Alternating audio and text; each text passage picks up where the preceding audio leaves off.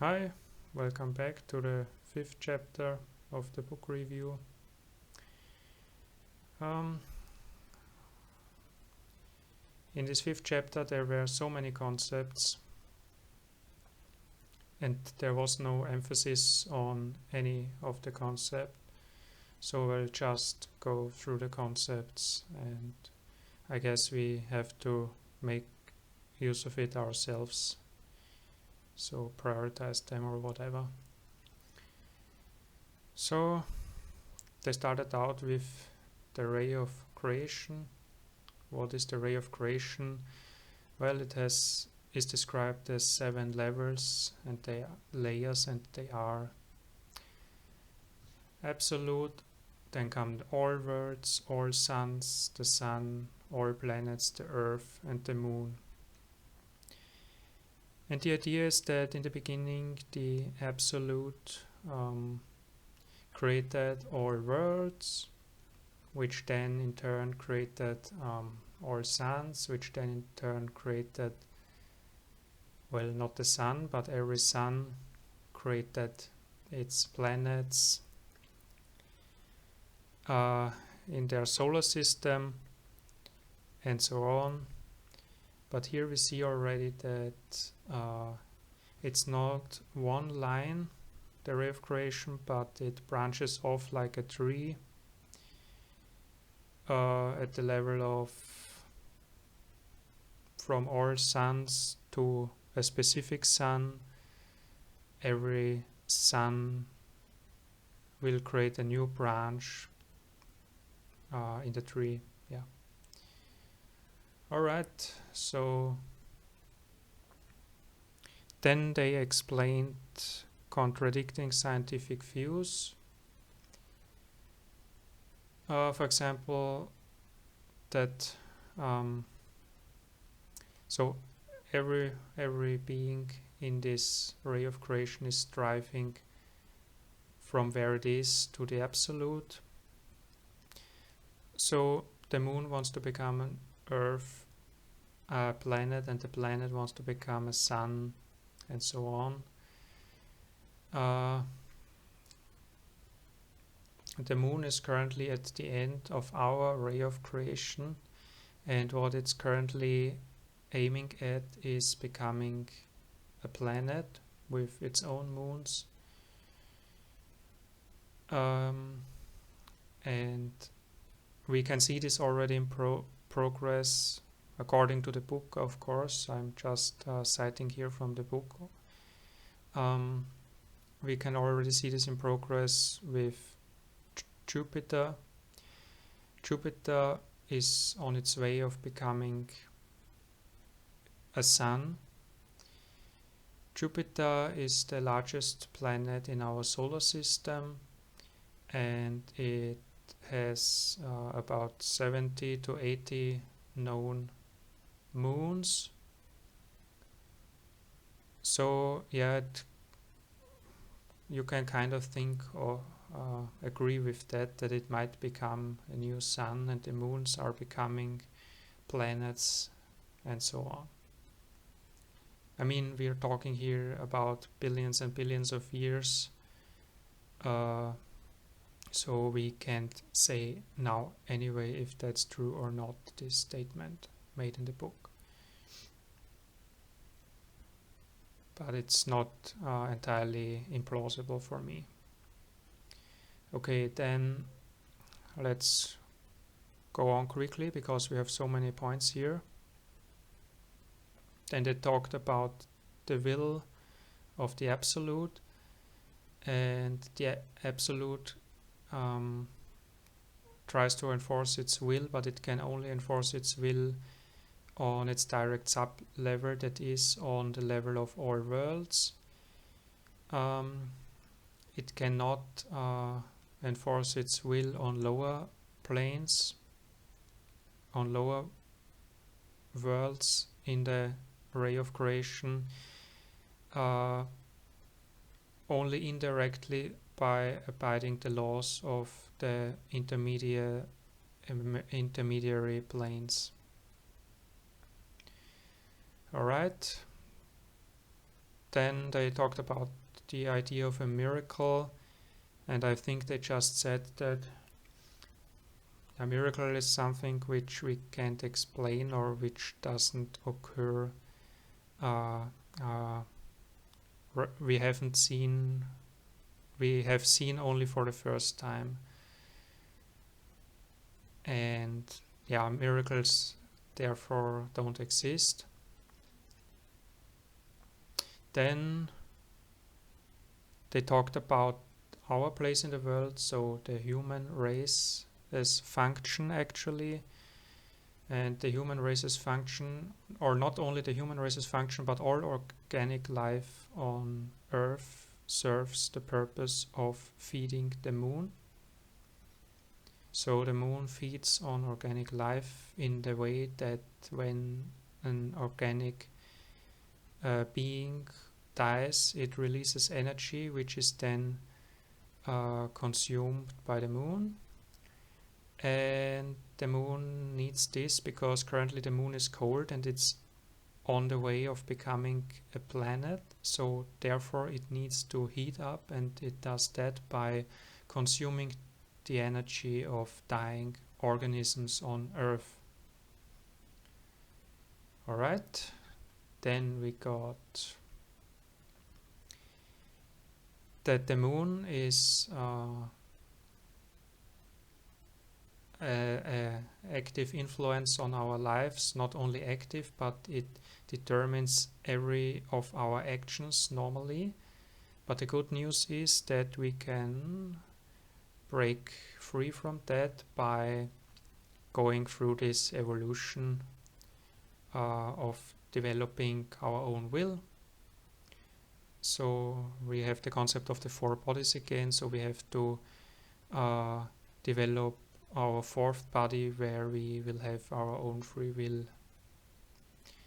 If we operate only in the first body, as most of people do, then we are bound to be under complete control of the moon. Alright, that's that. And then we got the concept that every one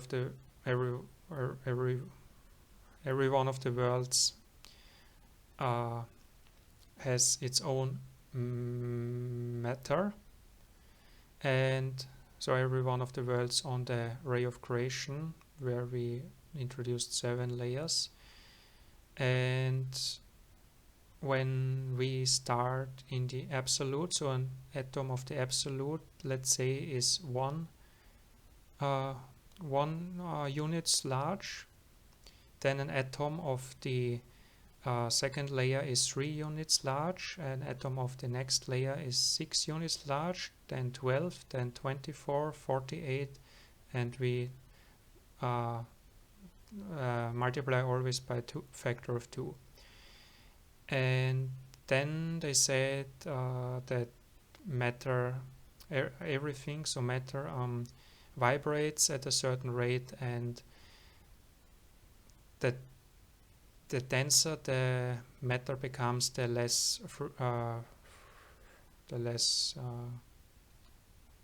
frequent it vibrates, the slower it vibrates, and the less dense it becomes, so an atom of the absolute vibrates much more rapidly.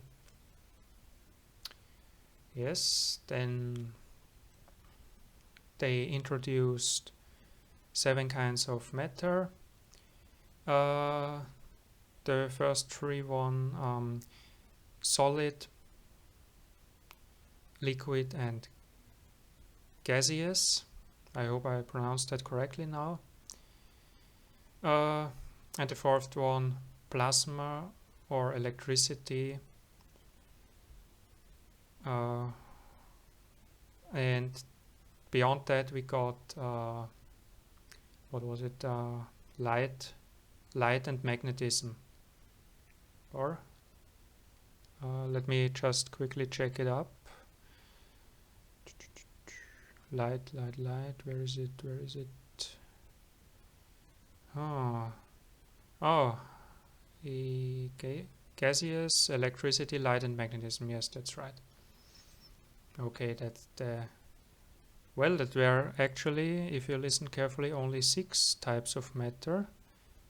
And I think in the book they mentioned also etc. after magnetism, so they didn't mention the 7th form. But alright, maybe it will come later. So then we heard about in the book of the 4 bodies of man again. So the physical body, the emotional body, the mental body, and the 4th body. It's called really the 4th body in the book, so not really creative. But the 4th body is where we have our own free will. Okay, then we talked about the relation of the 4 bodies to the ray of creation and the physical body, and also the number of forces which are influencing them. So we have 48 forces influencing the physical body, and it's related to the world to the level of the earth. Then 24, because we always divide by 2, except from 3 to 1, it's by 3. But then we have the astral body, so the emotional body, which is influenced by 24 powers, and it belongs to the level termed all planets. Maybe I will explain after what our planets means. Then we have the mental body, which is the 3rd body, which is on the level of the sun and is influenced by 12 forces. So you've noticed maybe now already that we are going up the ladder. So the higher the body, the higher we go up the ladder. And finally, the 4th body is on the level of all suns, which is only influenced by 6 forces. What I forgot to mention before is that we are under influence of very much forces, and our goal is to reduce the amount of forces we are subjected to. But only if we are very skillful, it is possible to remove an influencing force without letting it replace by a different force. But yeah, this one I guess we will have to learn in the book, how we can develop this skill of replacement. Not replacement, but eradication altogether. Then they talked about the 3 forces again, which we heard of in the previous video already, which were the active force, the passive force, and the neutralizing force. But then they also introduced 4 conductors for these forces, which are carbon, oxygen, nitrogen, and hydrogen, and they also correspond to the classical elements earth, oxygen, so air, nitrogen, so fire, and hydrogen, so water. And also they are the conductors for these 3 forces. I don't know why this is relevant, but it was written in the book nonetheless. So it will probably only make sense later. But carbon is the conductor for what was it?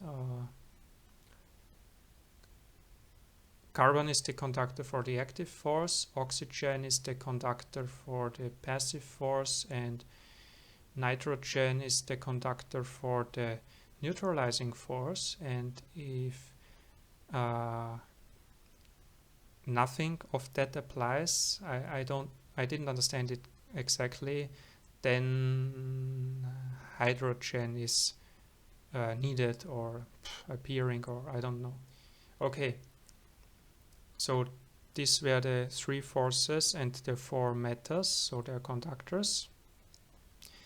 And with the 4 bodies they also introduced a nice concept, which is the concept of let's imagine a horse carriage. So we have a carriage, we have the horses, we have the driver, I don't know now the correct term, and we have the master who directs the driver, instructs the driver to drive.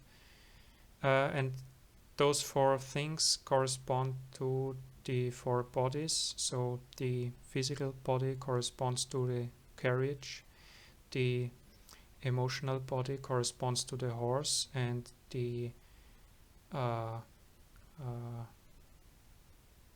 I forgot the 3rd body again. Well, the 4th body anyway corresponds to the master, and the 3rd body, which I now don't know how it's called, corresponds to the driver of the horse carriage. So, but the key idea here is that we have those 4 bodies, but they are connected through 3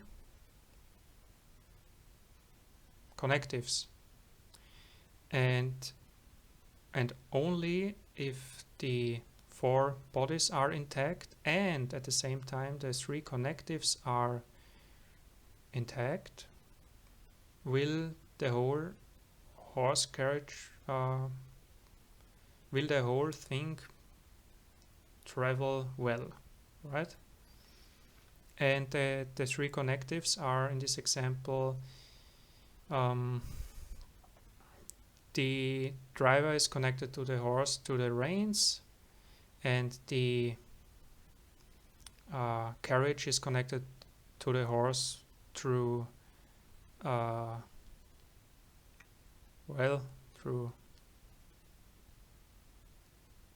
whatever it's connected actually, and the master is connected to the driver by the master's voice, so the master tells the driver what he should do, and the connections work only if, so for the 3rd connection between the master and the driver, if the driver understands the master and the driver is not asleep. The 1st connection works well only, so the 1st connection is connection between the carriage and the horse. If the horse is properly harnessed and the harness is connected well to the carriage, so then it works well. Very creative explanation here. And then the connection through the reins is only working if the horse is trained to follow the input of the reins appropriately. So yeah, that's a nice visual example of the 4 bodies, and its 3 conductors are required to work well together. You have nothing if only one part works. If you have an ambitious driver and a very strong horse, but you have a broken carriage with no wheels, well, you won't get very far. Right? So yeah, that's that. And then finally they threw in a few random concepts more. Why not? We don't yet had enough already for 1 chapter. So someone asked, is man immortal or not? And then G replied, I mean, first he said yes and no, what a stupid question, and then he replied with 1,000 counter questions. So what does immortality mean? Which body are we talking of? Does it mean only that there's something which lives on after the physical death, and if so, how long? Or is it enough that there is the possibility? He didn't even ask if immortality means in the same being reincarnated or something in the same experience, but yeah, there are 1,000 questions connected to this, and basically what he want to say probably is you have to ask the right question. If the question is vague, it probably means you don't have yet the right understanding to receive the answer, so you will have to study a bit more and then ask again, more specifically. Okay, that's that. And then yeah, I explained some random story which I now don't go into. They likened the role of the moon to a old clock, so mechanical clock, and they said that the moon is the weight and the earth is somehow the cogs in the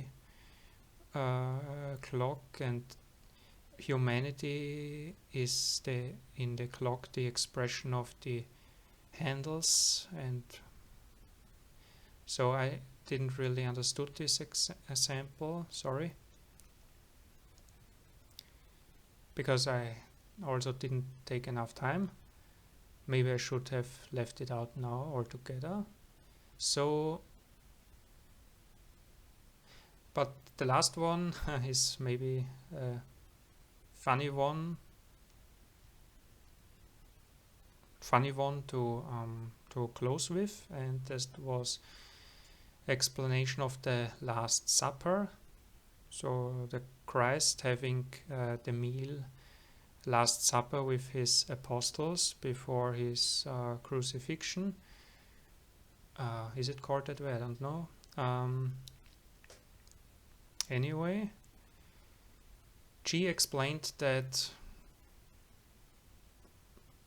so that he gave us an example of how teachings become distorted over time, because he, for some reason, which I don't know, knew that actually when Jesus said, eat of my flesh and drink of my blood, or something like that, he meant it literally, and he indeed gave them some of his flesh and some of his blood to drink, because by doing that they all knew there that blood has magical properties, and by drinking the blood of a person you connect its astral body to your own. And they did this because the Master, so Jesus, wanted to live on through his apostles in the astral body. So yeah, that's I think a nice story to conclude with. So these were many concepts. Now I've just gone through them, through every one of them, because I didn't really think what of them is the most important one, or is because in the book they were all treated kind of differently or indifferently. And yeah, so let's see if chapter 6 will continue in the same fashion, or if there's going to be some chapter where some of the stuff will be more brought together. I mean, some of it was already brought together. For example, the 7 levels and the creations of the ray of creation with the different levels. I don't know if we ought to take that literally, or if we should consider it just to understand how we can develop ourselves. And yeah, so let's see. Let's leave it at that, and thank you for listening, and see you in the next chapter. Bye.